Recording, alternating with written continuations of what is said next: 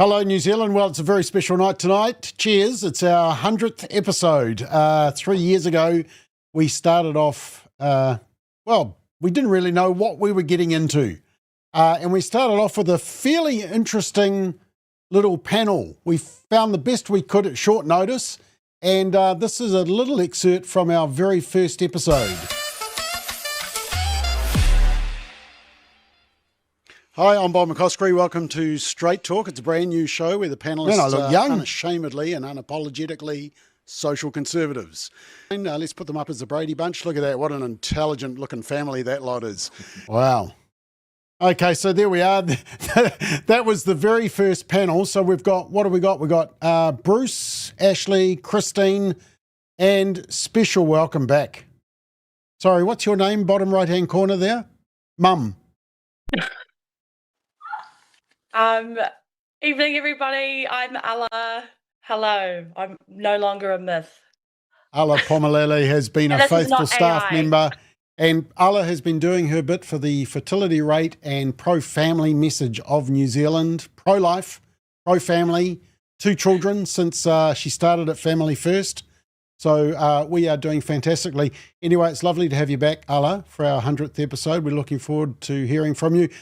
Christine Rankin, who probably should be the mayor of Taupo, but not quite, eh? Didn't stand this time, Bob, but yes, I'm back on council. You got the most votes for a councillor, though, didn't you? I did. Okay. Did you get some clues off Biden from 2020 or something? Oh, yes, definitely. I followed absolutely in his footsteps. I didn't fall off a stage or anything, though, you'll be pleased to know. No, you were awake most of the time. Bruce Logan in Christchurch. How are you, Bruce? I'm well, thank you, Bob, and hello, everyone. So well done. I mean, you've been here for 3 years. You were here on the very first episode, so congratulations. And also, beside you, Ashley Church in Esk Valley. Well done, Ashley. How have you survived 3 years and we haven't had a BSA complaint? Well, there's always tonight. Okay. Yeah, well, we'll see what happens. All right. Well, we're going to get straight into it. Basically, these are the first 4 panelists, and over tonight, you are going to get to see virtually every panelist, both past and present. We've had a couple of apologies. We've got Sri Trotter, who is currently in Israel. Ronji Tanielu is currently, and now I always get this wrong, Alla, where is he? Is he in Thailand or Cambodia? Indonesia, close. Okay, so he put in his apologies, and also Rex Arda, who shifted to Australia, was hoping to be with us, but puts in his apologies as well. So we've got 4 sets of 4, basically, the Sweet 16, and we are giving them each a soapbox. We've asked them to bring a message to the audience, what they would say to social conservatives as we celebrate our 100th episode. Bruce, just by virtue of the fact that you're first on my sheet, you are first off the blocks, and basically we're giving everyone a maximum of 3 minutes to basically have a soapbox, tell us what their message is. So, Bruce, it's over to you. Okay. Well, hello, everyone. If you're a conservative, especially a Christian, I suspect you'll have serious concerns about what's happening around you. What some people call the culture war. Now, despite what you see and what we're told, the story that really sustains us has not changed, even if some think it's a fantasy. Here's the good news. We can be bold and courageous and point out that human dignity and meaning, a proper understanding of human rights and duties, the rule of law, justice, and the democratic process depend on the Bible, particularly the uniqueness of the Genesis story. God created man in his image, male and female, he created them, as it goes. Now, without this unique story, Western civilization has no foundation. The progressive usurper's subterfuge, cultural and tribal identity, is a shoddy replacement for God-given dignity. I learned to respect my fellow pilgrim and perhaps even love him or her because we are flawed creatures, created and sustained by the biblical God. We should know what God's forgiveness and our forgiveness of others give life to that essential social lubricant, the grace of forgiveness. If that's not true, then the state must become God's counterfeit. John Milton's great epic poem, which everyone knows but very few people have read, Paradise Lost, justifying the ways of God to man, gave us a name for the contemporary self-consuming notion of identity. He called it rebellion. Now that's the bad news. What you suspect is true. The rebels are in control of education, the arts and the media. They would rewrite the truths that inform our tradition. The consequence is democratic decay, the increasing power of a self-appointed priesthood, and the loss of personal confidence. Look around and you'll see.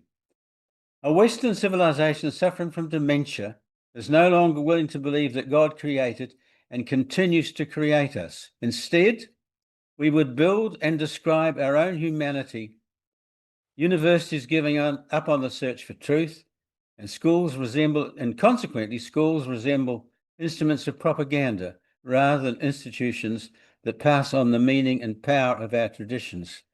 Now, I've been told to recommend a book, but risking the charge of vanity, I'm going to recommend one I've just written, Pilgrim, with the subtitle Multiculturalism, Diversity and Civil Religion in New Zealand. It attempts to explain in detail what I've just described, how we got here and what we should do about it. It's on Amazon. You can even read the first chapter on Amazon. Any good bookshop should get it. But the easiest and probably the best way to get it by saving a few dollars is just email me at brucealogan@gmail.com. brucealogan@gmail.com, and I'll send one off to you post haste. Well done, Bruce. Excellent timing. I will send you the advertising bill. We even got your email address there. So I don't know if the rest of you are thinking of using this as a marketing tool, but it's not on. But we let Bruce get away with it as a senior member of our team. So well done, Bruce. Thank you for that. All right, let's continue. Ashley, you are next cab off the rank, and your 3 minutes or so starts now. Thanks, Bob. Bob, I know there'll be many worthy monologues tonight from the many people who've appeared as guests on the first 100 episodes of Straight Talk, but I want to talk about you, and I want to talk about Family First.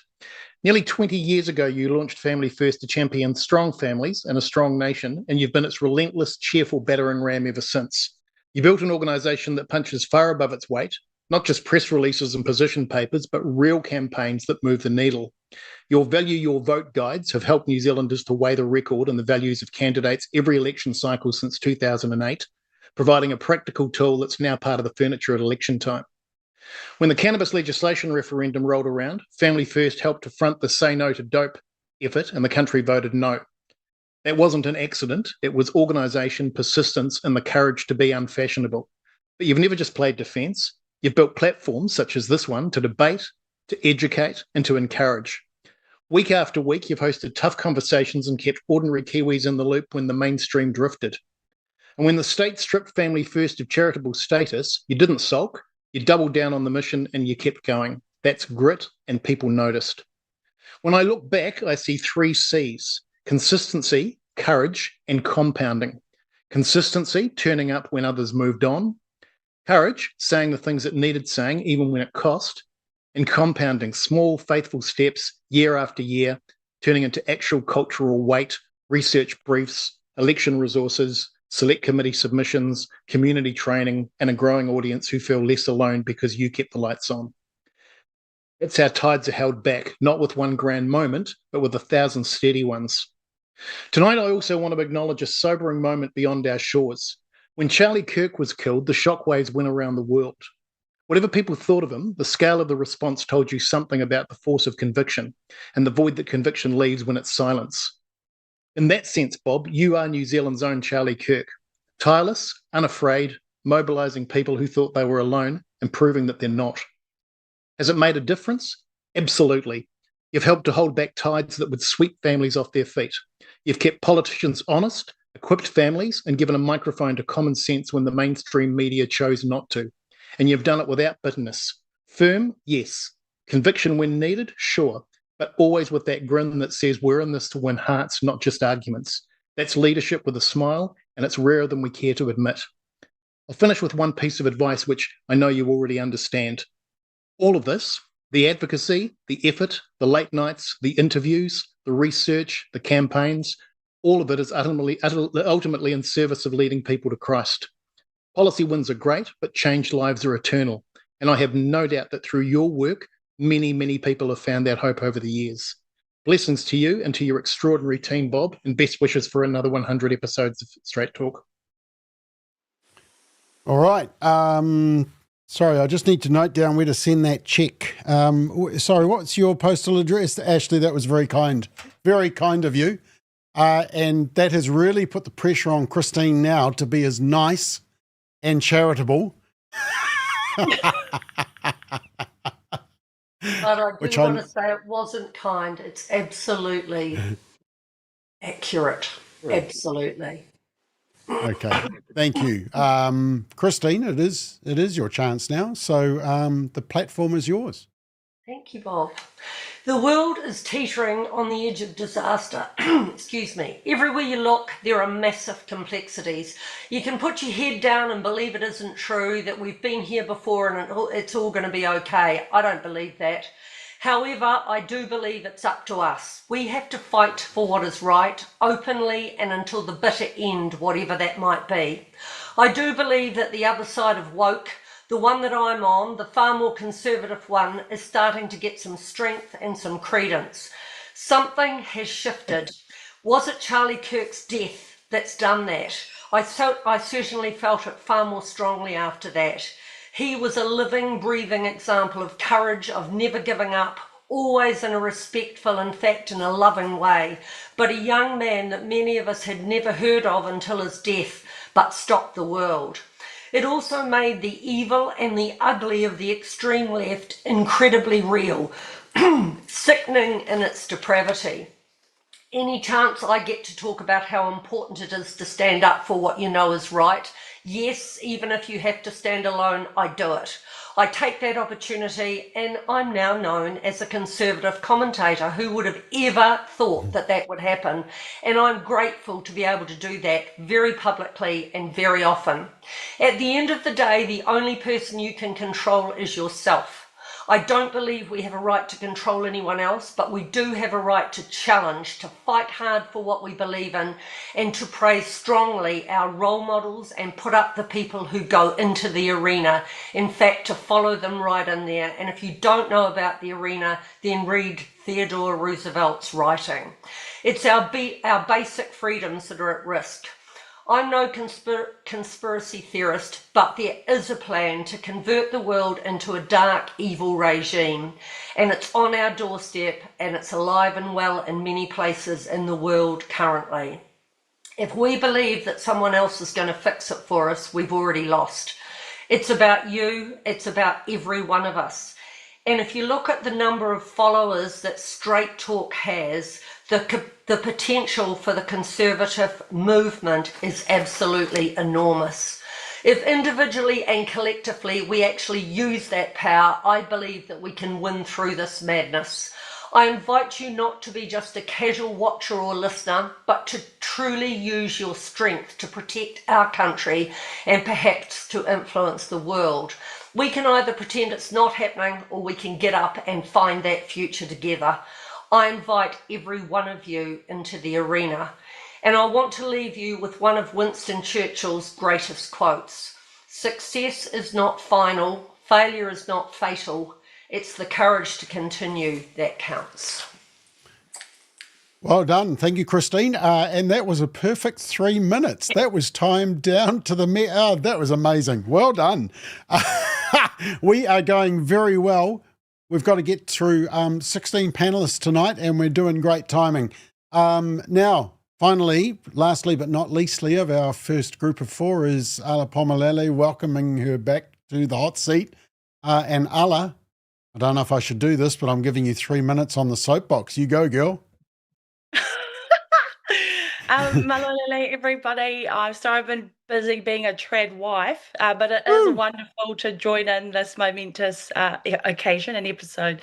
Now, I'm going to piggyback off Ashley's giving flowers. And before I carry on, I do want to pause to honour Bob, not because he's my boss, but because getting to this point with the show wouldn't have happened without two things. One, the grace of our good Lord, and two, Bob's vision and courageous leadership and wise stewardship. You may all see a man driven by his convictions, advocating for and fighting for Christian and social conservative values in the public square over the years.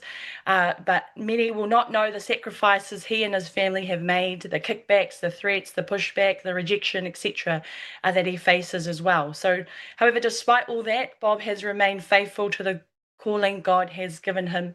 And so wherever you are online, mute please, would you join me in a quick round of applause for our dearest Bob? Well done, everybody. Now, as we mark this 100th episode, it is important to reflect, I think, on the state of our nation and Western civilization at large. It is increasingly clear that we are living in days and times where we can't remain passive. Neutrality is no longer possible in today's cultural and social wars or debates. Choices are being made, sides are being picked, whether we wish to participate or not. However, the beauty of living in this free and democratic country is that we still have the freedom to publicly contend, defend, and stand for our convictions and belief. So I encourage each of you tuning in tonight to consider, are you prepared and willing to stand for your convictions regardless of the cost? In the Bible, in the New Testament, Paul writes in Romans 12 verse 21, do not be overcome by evil, but overcome evil with good. Paul's words here remind us that we are not to sink to evil's level. Instead, we are to actively counter it with good. This requires intentionality, courage, and I would say sacrifice.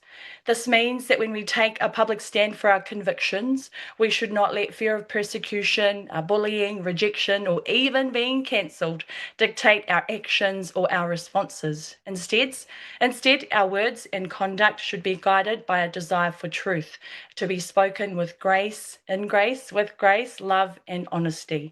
So, I also encourage you all that standing for truth also requires practical outworkings. So it's not enough for us to just talk about it, we got to be about it. It means putting our convictions into action in our homes, in our families, in our schools, in our workplaces, and our communities. It's one thing to speak about truth, but it's another to live it out in the everyday choices we make, in how we raise our children, how we do our marriages, how we treat our neighbours, how we treat and participate in our communities, our little platoons, how we spend our time and resources, and how we engage with the issues shaping our nation today. Truth isn't meant to stay in our heads or on social media posts. It's meant to be lived out in real life. So as we step into conversations about faith, family, culture, our nation, and morality, let's not be silenced by fear or just live it out online. Let's be grounded in truth, confident in conviction, and gracious in how we carry it. Well done, thank you. And you did go over time, but there's no way I was going to take on Mama Bear. I'm going to claim Island time this one time. I was too scared to say anything, but anyway, it's lovely to have you back. Look, just before you forego and we get the next four, and I did just want to show you one of the funny scenes from earlier on, and actually Bruce was doing it while you were speaking, Alla. So we were doing this broadcast. Now this is videoed by my daughters at home watching it online, and Bruce goes missing in action. Ashley, your reaction is actually quite funny, and then he just reappears. Have a watch. What that was all about, because I had no idea. Bruce isn't there, he's gone. Bruce, he's always there. And then he just appears. He appears out of nowhere. So, Bruce, I saw you doing that disappearing act. The producer, was telling me Bruce is on the roll again. He's walking around the living room, but that's okay. Anyway, you four have set a cracking pace, high standard. So thank you very much. I put you four on the first group because I know that you want to be tucked into bed nice and early tonight. So you are released. There we are. Thank you very much for making our 100th episode a fantastic one. And we will see you next time. And while we change over the panel, so we're going to get the next 4 out of the green room, and those 4 can actually stay in the green room if they want. But I do want to show you what was our second most watched episode of Straight Talk over the last 3 years. And, well, it was a political one, and it was one with none other than the leader of New Zealand First, Winston Peters, just before the election 2 years ago. But I do appreciate the chance to talk to you and your membership and those people who have got influence. These are seriously critical issues which have come, how shall I put it, in the present political environment. They love to try and dispose of people who talk like this conversation and say we're being nostalgic or, we're being old-fashioned. No, we're not. This is as relevant as it always will be, and hopefully more relevant going into the future, because it's about the Judeo-Christian heritage of this country, and that's why we've got a democracy. That's why. Yep, so there we are. That was the second most popular Straight Talk. See if you can guess what the first one was. I'll play that a bit later on tonight.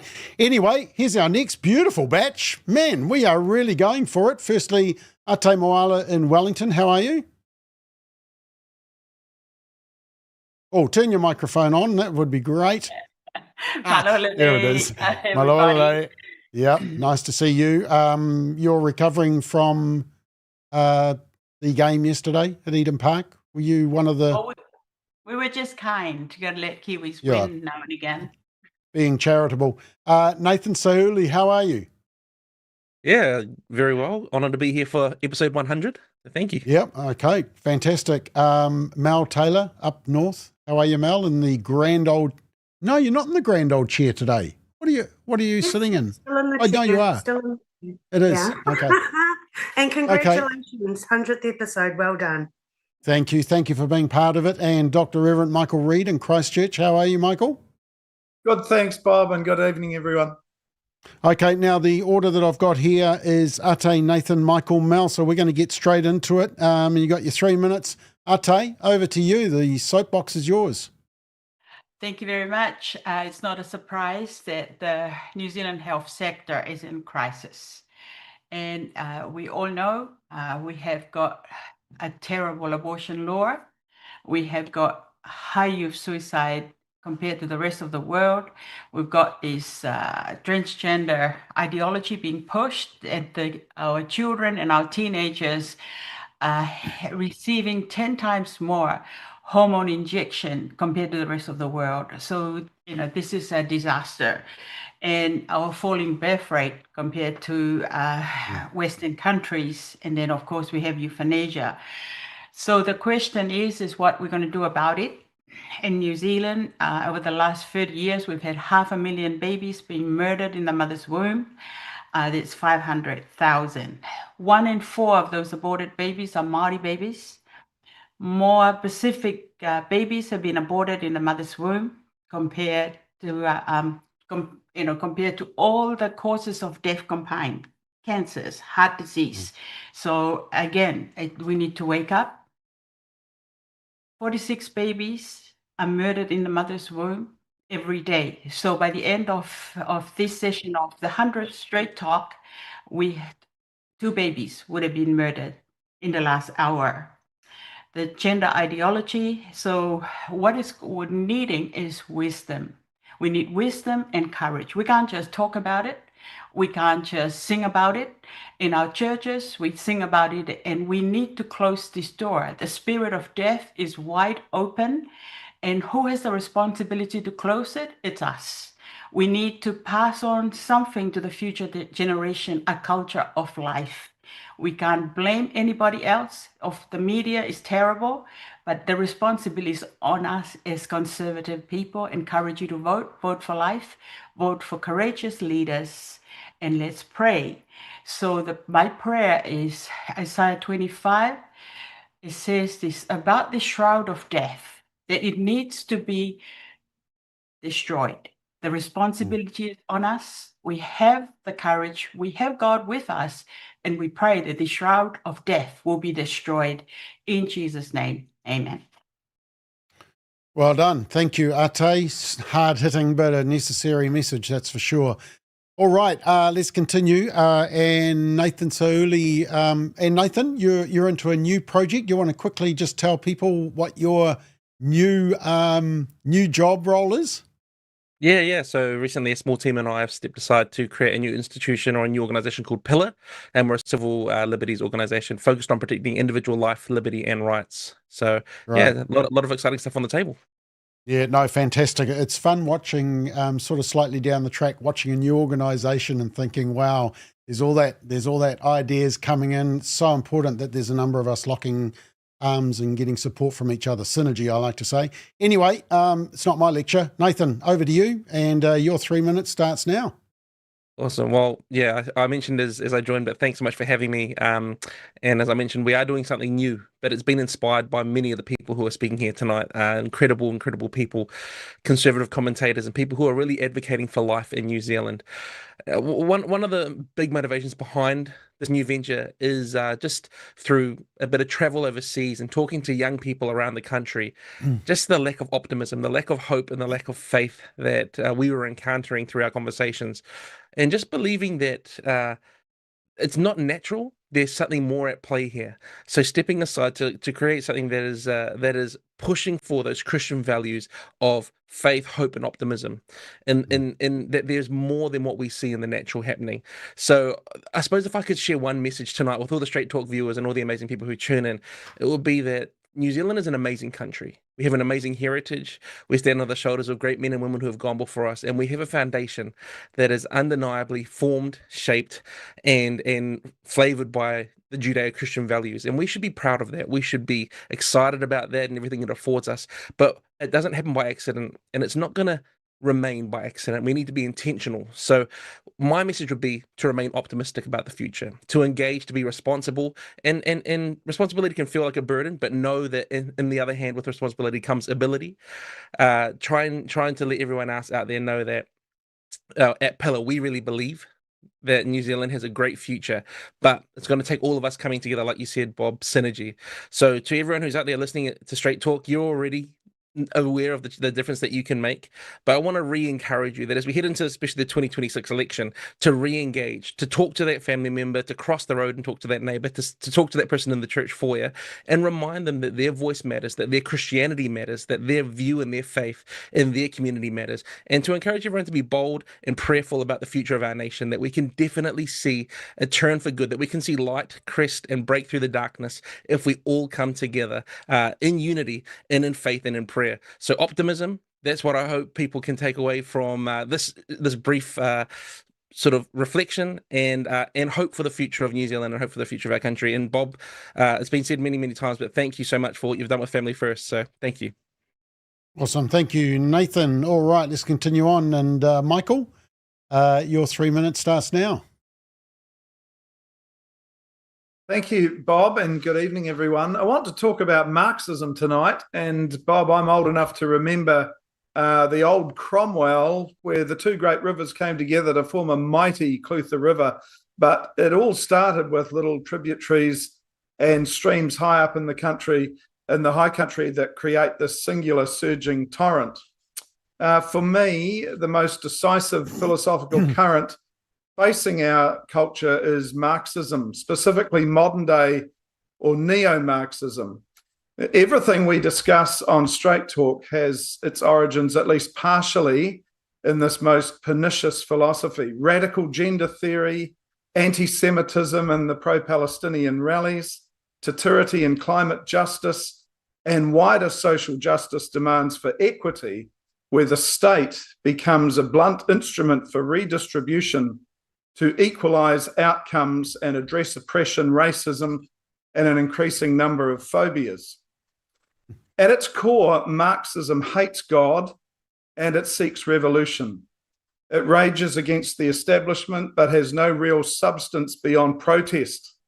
It is a parasite on the freedoms of a civil society that allows different views, but it tolerates none except its own. It preaches like an angry dispensationalist, but it is draped in a mask of secular neutrality. Marx observed the flourishing of capitalism during the Industrial Revolution. For him, workers in factories were oppressed while the owners were exploiting them and becoming rich. But over time, he thought the workers would overthrow the system and create a classless so-called socialist society. But in reality, Marxism expanded. We think of Henry Ford, for example, in the United States. But there were many that didn't give up on the Marxist project. The Italian Antonio Gramsci was one such individual. For him, the battle needed to shift to institutions creating the conditions for capital. And these three are really, really important: the church, the family, and the school. And these became the sites for ideological battle and conquest. Several later neo-Marxists who escaped Europe in the 1930s became the so-called Frankfurt School in the United States. They were now free to teach ideological revolution and attack capitalism, and their success has been phenomenal. Herbert Marcuse, for example, wrote piles of incomprehensible claptrap, but despite this, his ideas found favour during the tumultuous 1960s. Marcuse is the de facto patron saint of today's mainstream media because his idea of liberating tolerance is exactly their creed and goal. This is intolerance against the political right and complete toleration of the left, including violent action as well as propaganda. Neo-Marxism continues to dominate in our schools, universities, and media, while conservative views are consistently undermined or ignored. So what to do? I want to suggest three things very quickly. Firstly, be aware of Marxism. We don't need to know the theory but we can see the effects. And secondly, confront and call out this destructive philosophy in whatever guise it appears. And thirdly, pray, because the culture war is in reality a spiritual war against powers, thrones, and dominions, and we need divine wisdom and help. Exactly. Well said. Thank you, Michael. And finally, from this group of four, but not leastly, of course, is Mel Taylor. Over to you, Mel. Thanks, Bob. Good evening, everyone. For over 24 years, my husband and I opened our home and our hearts to over 450 troubled teenage boys. We only ended that ministry last year. So many of these youth came to us broken, confused, and without hope. They were shaped by the toxic influences on social media, by woke teaching agendas and confused peers, by gangs, and by generational cycles of abuse and dysfunction. Tonight, I want to briefly tell you about the story of one of them. For privacy, I'll call him Sam. Sam came to us at 15 after being expelled from school for bullying so severe it was linked to another young person's suicide. He was angry, overweight, and scarred by trauma he never should have had to endure. But even through the pain, we could see that God had his hand on him. With guidance, love, and truth, Sam chose a different path. He worked hard, lost weight, got a job, bought his first car, and reconnected with some good family who loved him dearly. At just 16 years old, Sam gave his heart to the Lord. I'll never forget the day he was baptised in the ocean at Mangawai.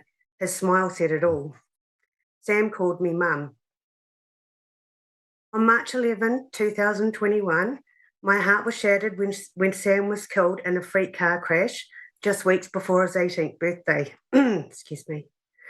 Through the grief, God taught me so much from Sam's short but powerful life. I learnt the value of really listening to others. I learnt the power of sitting down together for meals where real communication and healing happened. I learnt that teaching truth about the sanctity of life, about faith, about moral courage can shape eternity. I saw Sam's eyes, mind, and heart open when he watched the movie Unplanned and realised the deep pain and loss caused by abortion. And even while working for a broken and corrupt system like Oranga Tamariki, I learnt that fear should never stop us from teaching God's design for family, hope, and faith.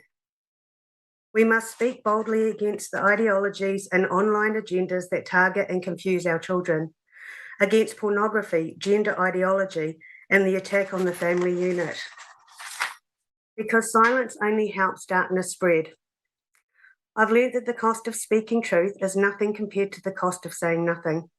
So tonight my message is this.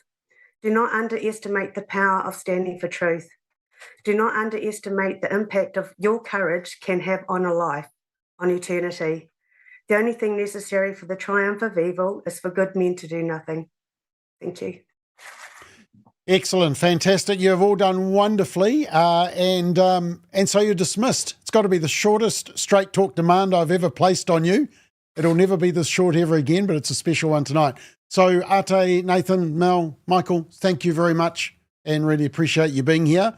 And we will release you to the green room and get our next 4 panellists ready to go. One panellist who can't join us live because he's travelling has actually sent in his own pre-recorded one, and that is Peter Williams.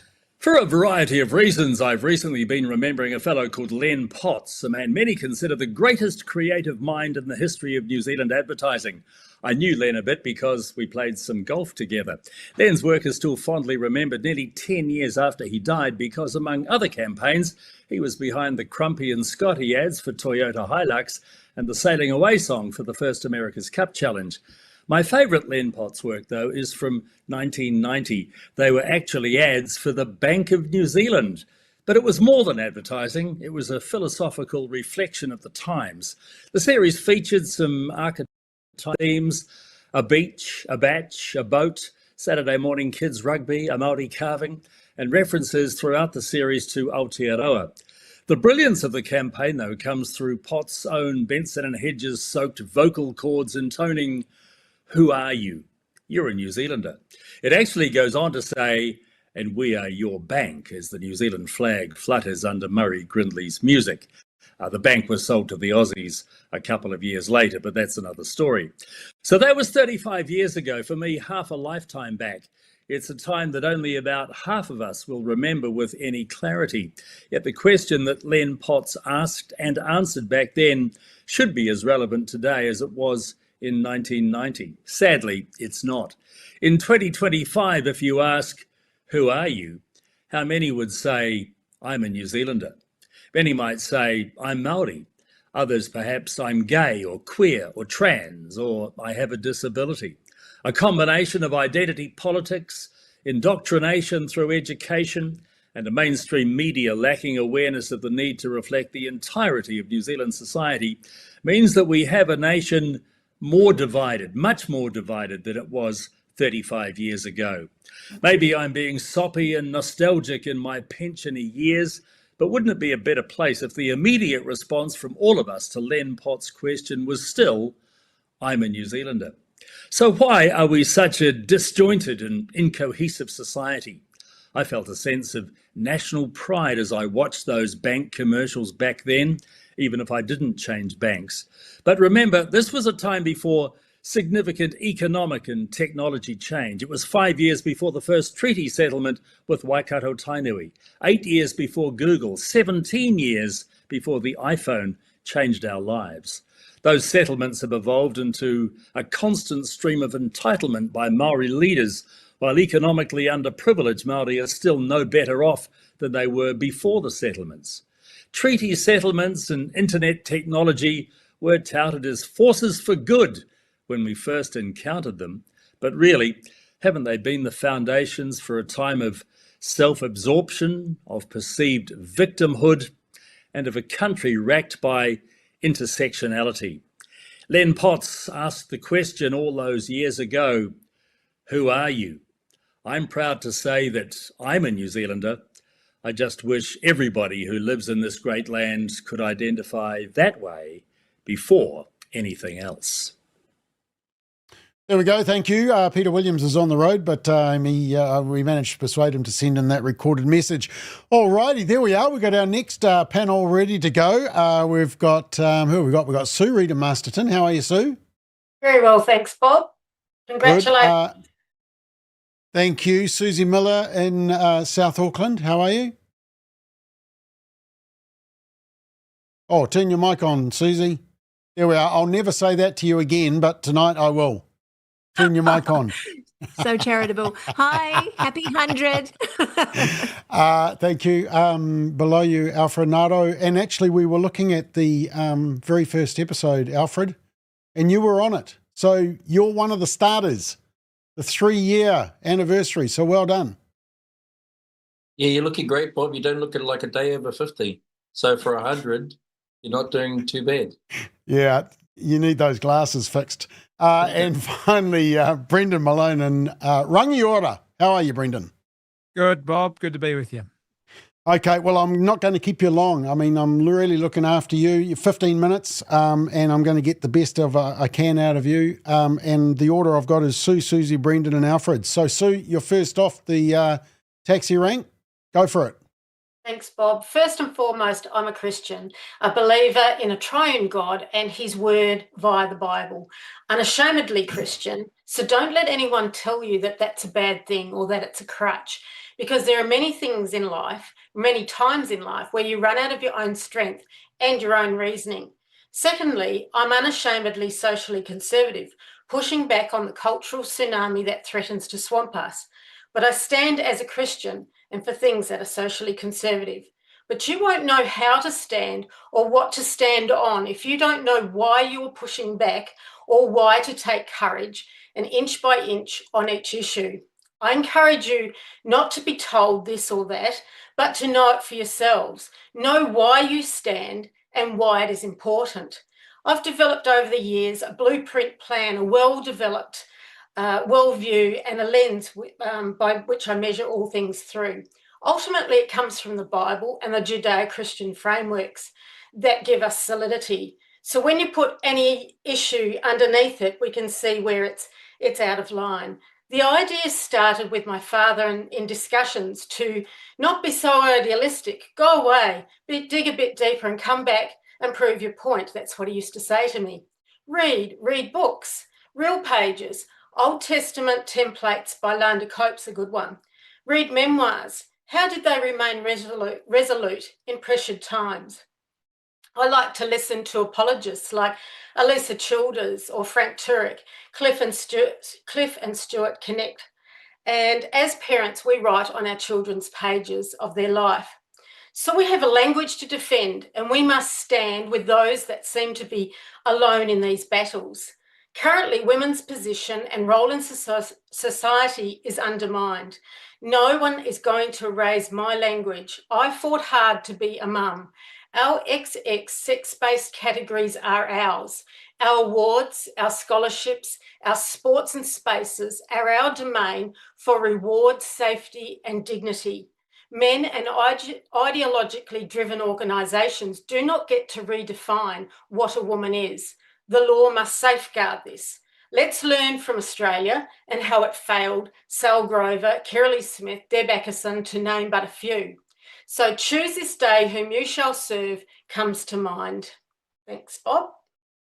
Excellent. Thank you very much. And speaking of Kirralie Smith, we've just published her presentation from Forum on the Family. Well worth watching.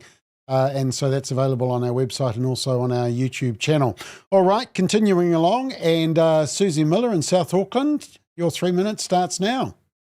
Thank you, Bob. Well, I'm going to zoom in on the family at this point, family first, specifically women. I've spent a lot of time being one, so here goes. I am a full-blown trad wife. Wives, we hold the keys to hope in this world. We hold our husbands' hearts in the attitudes and words we release. And when we love our husbands, we're sowing into the soil of a marriage that has a better chance of reaping good fruit and a generational harvest. It's not always easy to love, believe me, I know. In my 30 years, there have been days when I've had enough. This is all hard work. That's when I've had to lean more heavily on God. God, what have I got to be thankful for? Hey, yeah. God, you have the strength I need for this moment. Hold fast to your faith in God. Know what he thinks about you. Care more about his opinion than anyone else's. Daughters, know your parents. Honor your parents. Ask older, wiser people if you don't know something. Ask Mum, what do you think about this issue? Ask Dad, do you think this boy is any good for me? Don't be in a hurry to just hook up with any guy. Find one who loves Jesus more than anything. I found someone like that, and it makes marriage so much easier.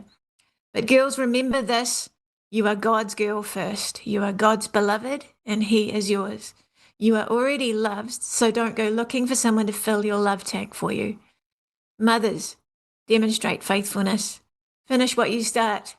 Parent with prayer, always seeking God's wisdom and guidance. If you're a wife, Honor your husband, uphold him in prayer, encourage him. Don't bully your husband or your kids. Don't use emotional control to get your way. If your emotions are constantly getting the better of you, seek help. Find out what is underneath that emotional response. I'm basically paraphrasing Ephesians 5, which is my book recommendation. This is where my husband would chime in and tell the men a thing or two. Boys, grow a pair. Husbands, love your wives as Christ loved the church without needing recognition. Look for God's approval, not man's. Love God only, not money, not glory. Be faithful to your wife. Guard her, protect her. Demonstrate security to her and to your kids. Do not relegate your duties to her. Do not shrink back when you need to step forward and lead. Do not let your kids run your wife ragged. Help her, work for her and for your home. The battle between men and women began in the Garden of Eden, and we have been fighting ever since. But our common enemy is not one another, it is Satan. He has no mercy. He will deceive, make you question God's character, make you fearful. Our love for one another should make us stand out.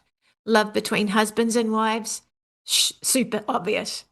In general, Christian men should love and honor women the most, and Christian women should love and honor men the most.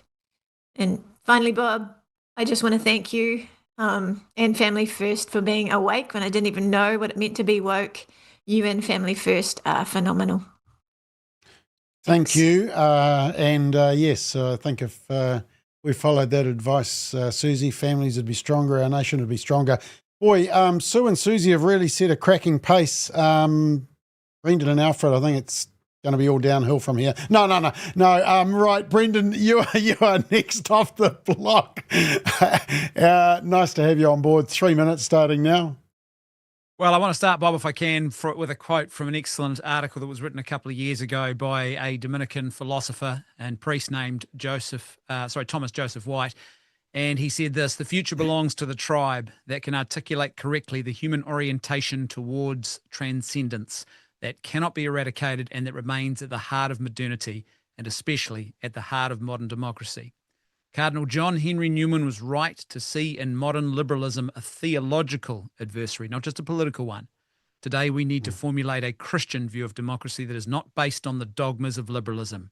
Our task is to challenge the premises of Kant and rediscover the basic claim of Aristotle, that first philosophy is not politics or ethics, it's metaphysics. In other words, it's about your world view. It's about what you believe about reality itself. And if we are not conservatives addressing the struggles and challenges and the moments of our age at this level, then we are not building a deep and lasting foundation. We are simply paddling around in the shallow end of the pool and fighting over the scraps of modernity. And that's not really good enough. That's why over 21 years ago, I left the full-time work that I had in a commercial setting and began working full-time in pro-life marriage and family ministry. It's why I founded the organisation that I run now called LifeNet, to promote, educate, equip and awaken as many Kiwis as possible to the wonder of the goodness, truth and beauty of the Christian vision of reality. And I think that's what we need more of in this moment. New Zealand needs a stronger conservative intelligentsia, people who can speak deeply about the issues that really, really matter. To that end, I'm going to recommend 3 books to finish out my time. And the 3 books that I think every conservative should read, first of all, is The Conservative Mind by Russell Kirk. Russell Kirk died in 1994, but a phenomenal thinker in the conservative space. And if you want to understand conservatism at a deep level, you need to read this book. There's a more recent book that I'd also recommend by Yoram Hazani, who is a conservative Orthodox Jew and a phenomenal conservative thinker. You can actually follow him on Twitter. He wrote a book a couple of years ago that was published called Conservatism, A Rediscovery. Absolutely another must-read book. And I will chuck in a third one as well, just so you can have a trifecta if you want to. But Russell Kirk wrote an excellent book about the great Edmund Burke, really the founding father of authentic conservatism in the West, called A Genius Reconsidered, and I'd highly recommend that as well. If you're interested in following my work at LifeNet, then you can do that at lifenet.org.nz. And as I said, my focus, and I hope that as many conservatives as possible will join me in this, is not on loudly winning a political battle, although such things are important and others are called to fight those kinds of battles. I'm more focused and interested on quietly winning a generation to Christian goodness, truth, and beauty, because that's what saves the culture at the end of the day. Thanks, Bob, and thanks for 100. Well done. Thank you, Brendan. And it's a privilege and honour locking arms with you in this battle and in this voice. Finally, but not leastly, Alfredo, over to you. Yeah, kia ora koutou katoa, and thank you to Straight Talk, to Family First, and to Bob. As you've stood at the cultural gates of our nation for decades, sounding the alarm when others stayed silent. Bob, your courage and consistency have inspired a generation. You've shown that leadership isn't just about popularity or fashion, it's about conviction. And through Straight Talk, you've created a space where New Zealanders can have the honest, reasoned, faithful conversations our democracy desperately needs. Tonight isn't just about 100 episodes. It's about 100 times where truth has been given a voice in a nation where truth is often traded for tolerance and conviction for convenience. You know, Bob once told me that one of his favourite bands is Neil Young and the Crazy Horse Band. And they write a famous song called Rust Never Sleeps. And like Rust, evil never sleeps. And Straight Talk and Family First have presented the challenges we face at the city gates of our nation every day, such as the breakdown of the family through policies that weaken parental rights and redefine marriage and gender, the erosion of free speech where truth is labelled as hate, the loss of trust in government institutions where bureaucracy replaces accountability and ideology replaces evidence, the quiet marginalisation of faith in schools, policy and the public square. These are not just social issues, they are nation-shaping issues. Because when we lose moral clarity, we lose national direction. And I can hear the echo of Bob's most favourite quote from Billy Graham, that courage is contagious. And when a brave man takes a stand, the spine of others are often stiffened. And so, Bob, Family First and Straight Talk, that's what you've done. But to us, this is not a time to shrink back. This is the time to step up, to speak, to serve, and to shape the conversation. We need to rebuild from the ground up homes of faith, communities of hope, and a politics of principle. We need leaders in media, education, and parliament who don't just manage decline but model courage. We need a movement that not only stands against what's wrong, but builds on what's right, with policies that strengthen families, empower parents, protect life, and restore freedom of conscience and belief. If there's one book that captures this moment, my book, it's the book of Nehemiah. And it's about rebuilding walls while facing opposition with a sword in one hand and a trowel in the other. You know, that's our call. And I know that's the call of Family First and Straight Talk, to rebuild the moral walls of our nation with courage and compassion. So to Bob and Family First team, thank you for your faithfulness. To Straight Talk, thank you for giving us a platform to speak truth without fear. And to every social conservative across Aotearoa New Zealand, the next decade is ours to shape if we have the courage to lead. So let's hold the line and build the future. Ngā mihi nui, congratulations on 100 episodes. Fantastic. Thank you, team. You've done fantastic. Brendan, I knew this question was going to come through. Give us those 3 books again. Lord wants to know them, and I bet there's a whole lot of others are asking as well. Okay, The Conservative Mind, From Burke to Eliot by Russell Kirk. Absolutely highly recommended. Conservatism, A Rediscovery by Yoram Hazani. And I'm holding them up so you can go and replay the video later and pause and watch each one. And lastly, Edmund Burke, A Genius Reconsidered by Russell. Oh, Claude Kirk. Got all 3. There we go. He had all 3 anyway. Okay, fantastic. Thank you. And you got an early night, so enjoy it. It's the shortest Straight Talk episode you'll ever have to do, but thank you for your participation. All right, we are going to load the next, the final 4 of our special 100th episode. Before we do that, quick break. If you're looking for news that you can trust, commentary on key family and social issues, and conservative conversations, go no further. Family First has them all. Start each weekday informed. 7:30 a.m. live Monday, Wednesday and Friday, Daybreak with Bob McCoskrie as he gives an overview of key stories that you need to be aware of. 7:30 a.m. live Tuesday and Thursday, a more in-depth discussion, Solid Ground with Simon O'Connor. On Monday nights, live at 8 p.m, watch Straight Talk with our panel. Thursdays, live at 5 p.m, political playback as we discuss the week in Parliament and New Zealand politics in general from a conservative viewpoint. You can watch all of these features live and also on demand on our website, Facebook, X, Instagram, LinkedIn, and on our YouTube channel. Plus, there's regular episodes of social commentary with Mick Blog and weekly interviews in Family Matters. There's also additional commentary on our website, and both Simon and Bob are writing on Substack. Finally, something worth watching that you can trust. Go to familyfirst.nz for more details.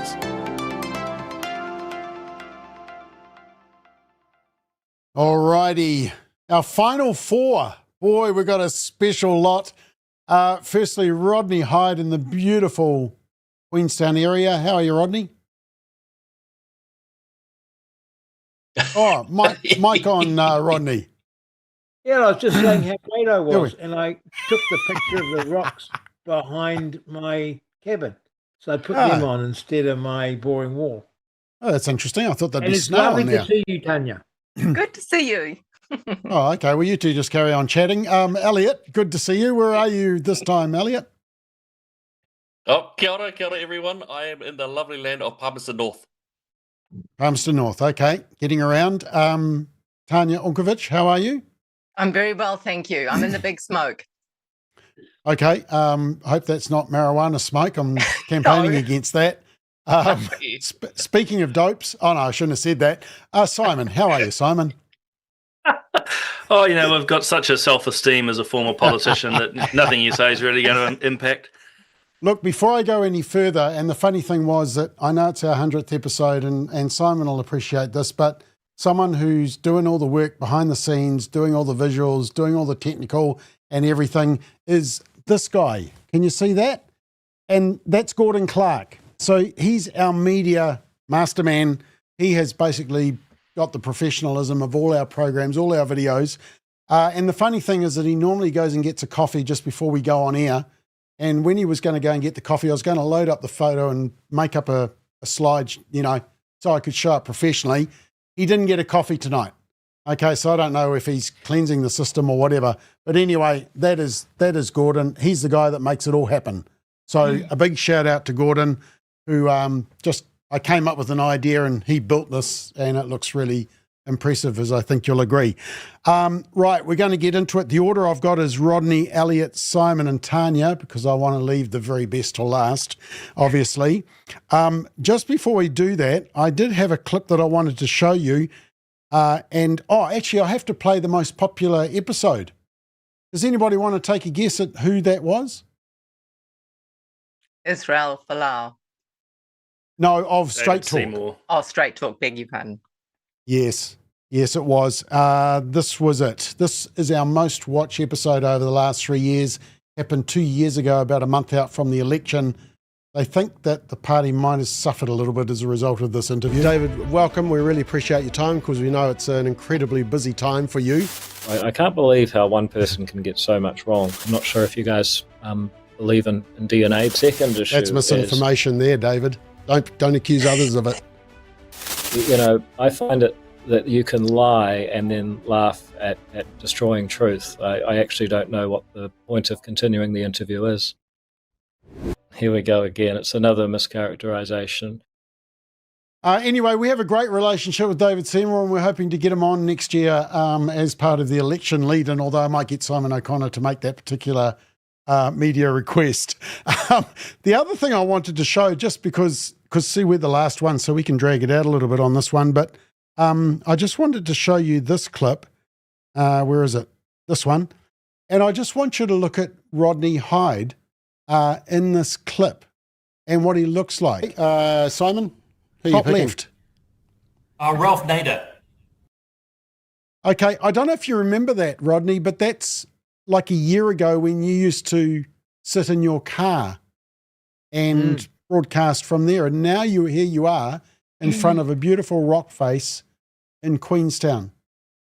I know, life just keeps getting better and better. I've gone from living in a car to living in a cabin. It's wonderful. I know. Yeah, no, truly incredible. Sorry, one other clip just before we get into it, because we'll get into the serious conversations. But I just noticed that all of you guys were on the same panel. I've got a clip of Simon's greatest contribution to Straight Talk. And it was actually when you left your mic off, Simon. Shh. Oh, your mic's not on, Simon. There we are. So you're used to Parliament turning it on for you. Yeah, look, I'm just such a humble guy. I'm just trying to mute myself. I've got nothing of value to say. Well, I thought it was the best thing I've ever heard you say, so well done. Anyway, right, so make sure your mic's on, Simon, okay? There's going to be no charity tonight. Right, so the order I've got is Rodney, Elliot, Simon and Tanya. So, Rodney, your 3 minutes starts now. Go for it. Easy. Well, congratulations, Bob, for your 100th episode. And I feel very blessed to be in this company each week. And have learned such a lot from the guests, such a lot from you, Bob, over the years, but more particularly this past year. But my big shout out for this 3 minutes, and I know you've already had this advertisement, but is to Bruce Logan and his wonderful book, Pilgrim, because it has uplifted me and changed me from being a very angry, unhappy old man to being the youthful, happy, joyful person that you see before you. I can't recommend Pilgrim enough, and I'll tell you why. I grew up in the 60s, well before Bob, of course, and we had a way of looking at the world, and here we are in the 2020s, and I don't recognize our country. I read the newspaper, I watch the news, I talk to people, I watch how they behave, I watch what they're trying to teach my kids, and I'm bewildered and I'm angry. It doesn't seem right. I don't understand it. I can't stand the lies. I can't stand the rewriting of history. Things I never ever thought I'd have to argue for, such as free speech, such as one law for all, such as a boy can't be a girl. It's all up for grabs now. And I didn't know where to start having the conversation with people. I used to write a lot of columns, used to write a lot of speeches, used to write a lot of articles, used to write books. But they were policy books, and I realized that this was deeper, this was cultural, and then I realized it was spiritual. And then I read Bruce Logan's book. Wonderful, because it's his journeys from the 40s, the 50s, the 60s, the 70s, the 80s, all the way through to now. And he's been on hand to witness it with an understanding, a Christian understanding and the intellect to process it and to explain it to me. And everything is a consequence of the loss of our Christian foundation. Everything. Because there is the foundation of Western civilization. Pull that away, and Western civilization crumbles, and it's crumbling around our ears. So I loved it because I can understand what's going on, and I also know what to do about it. What I know to do about it is just to become, with my family, a better disciple of our Lord Jesus Christ. That is the best thing that I can do for this world, and I'm doing it to my utmost with his help. So there you go, Bob. There's 3 minutes. Well done. Thank you, Rodney. Great job. Actually, I'm a 1963 baby. You're not earlier than that, are you? 56. Oh, okay. Oh, you're old as. Okay, right. I remember 63. I remember the music from 63. I remember John Kennedy being shot. Alcatraz was closed. Yes, they knew you were coming. Yeah, and the Beatles were formed. So there we go. Great music. Anyway, moving on because everybody's trying to figure out how old I am now. Right, Elliot. Where did you say it was? Palmerston North you were? Palmerston North. Place of my birth. Palmerston North. Okay. Oh, well, there we go. Some heritage. Okay, 3 minutes. Go for it, Elliot. Awesome. Well, firstly, we must give everything up to our Lord and Savior Jesus Christ, Father, Jehovah, and of course the Holy Spirit. That is the first and foremost of what we do as Christian conservatives. The next one, especially in the New Zealand context, is to appropriately honour that person who is New Zealand's paladin, the person who has fought the strongest, most successfully, most longest in the strength and the consistency which is Bob McCoskrie and the Family First team. It is right and proper that we give him his due credit, because I came in understanding and learning from Bob and the team, the research by his various researchers. I use a lot of them in my own debates and my own missives. Now, in terms of my own particular walk, I became Christian in 02, and that led me eventually into youth work and then into paid youth work, which led me into politics after trying to fix a lot of the situations that we have. This then led into things such as economics, immigration, history, healthcare, the whole 9 yards, until I realized that there was an assault on Western civilization itself, that's at the core of what many of these, if not all of these social issues that we have going on now stem from. There is an attack on Western civilization. That is that system which is built upon Judeo-Christian principles, ethics, and morals, and the democratic style of governance. This is where we see the attacks on childhood, on justice, on crime, on race, the ideas of free speech, the ideas of Christianity itself. The attacks and the assaults that come from what we can only look upon as our ideological enemies seeks to pervert and dismantle every element of Western civilization. This can be objectively measured. And so as conservatives, we must stand and defend what is good, true, and right. This is the nature of every Christian conservative to do. Whether in the church, whether out of the church, we must defend our gates. We must defend our civilization itself. Now, I have been cancelled, sworn at, threatened, myself, my family, my friends, the places that I work at. Yet this is what we are called to do.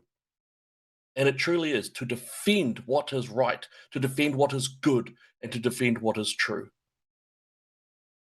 Bob's favorite quote is actually quite powerful, which is that if we are to be courageous, our courage can stiffen the spines of others. And the last one that I will leave you is one which I love, which is not attributed to anyone really, which is the only thing necessary for evil to triumph is for good men to do nothing. God bless you all. I'm just making sure you finish because I definitely didn't want to butt in again. That was well done. Thank you. Excellent quotes. Was that Edmund Burke? Was that the last quote? Misattributed to Edmund Burke, but it would be great if it was. Ah, okay. I always quoted it as Edmund Burke, so there we are. I'll have to correct myself. All right.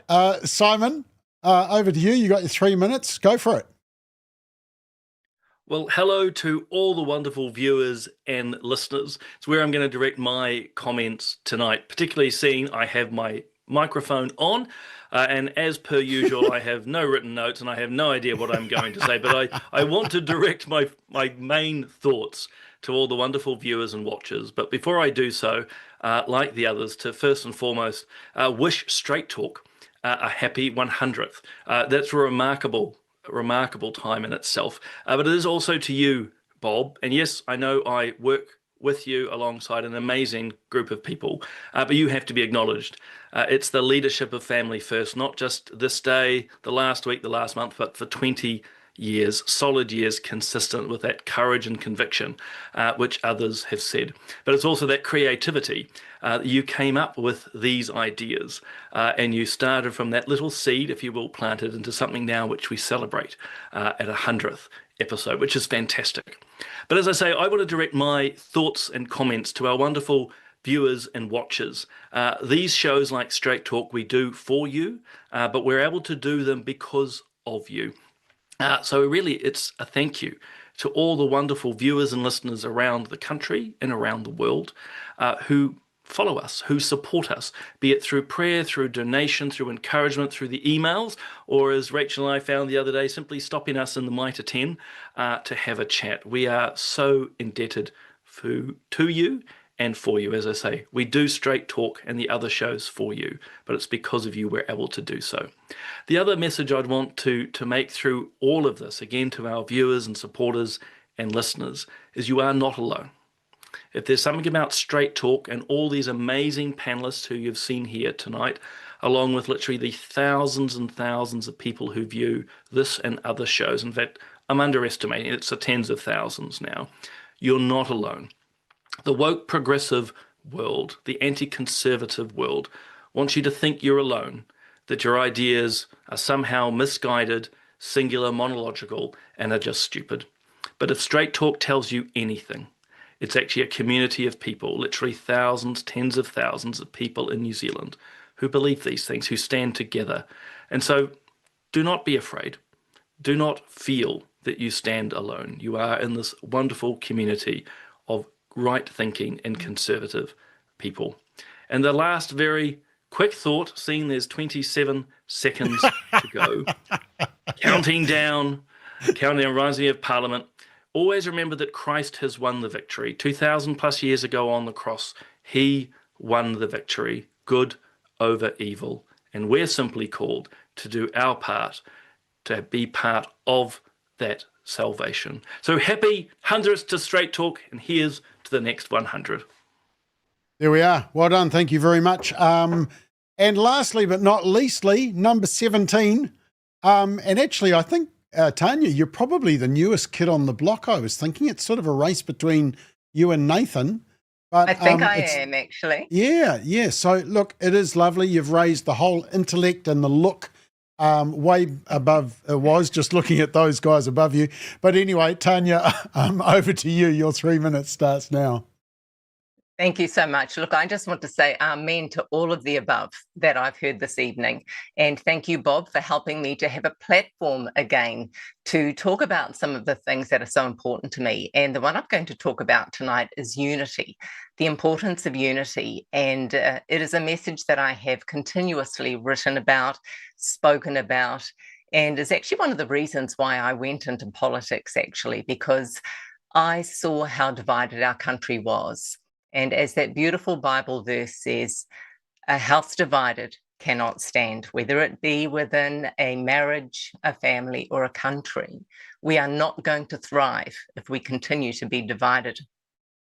So that's why I wanted to speak about unity tonight and about how increasingly divided our country has become over the past 5 years, and how important it is for us to say no more, to rise up, and for us, the people, to say no more, to not listen to that divisive narrative that's out there. And, sadly, many of our leaders are what have really aggravated the divisiveness and continue to do so. And so that's why I am inviting everyone to not listen, but to go within and look at your own family unit and go, no, actually, this is where I want peace. I know there are so many issues that our country has at the moment. However, they're not going to be solved if we're divided. It's up to us to be the cultural shift that this country needs. It's up to us to be the change. And if you tend to think, well, look, who am I? Just one wee person. What can I do? Well, Rosa Parks probably thought the same thing. She said no. And it's good for us to remember that, to know that just our little voice can be a monumental change. So, I don't expect everyone to have Tweety birds and fluffy clouds. I mean, we can't be besties with people who we don't agree with, and sometimes we're not even in their company. But what we can do is we can bless them and let them go, and not let them be like that mosquito in the room that irritates you nonstop. Bless them, love them, and let them go. Choose not to participate in what you see online. There's so much going on. Choose not to fall into that trap. It gets you angry. It gets you wound up. Just leave it alone, because I'm encouraging you and inviting you to be the one that ignites peace. Start within, and then the peace will flow into your family, into your community. And that is how we're going to eventually get over some of this divisiveness. I'm also going to invite our leaders to do the same. Give us policy. Don't give us anger and backstabbing each other and creating more division online. Be leaders. That's what we want. We want leadership, and we want to unite the people.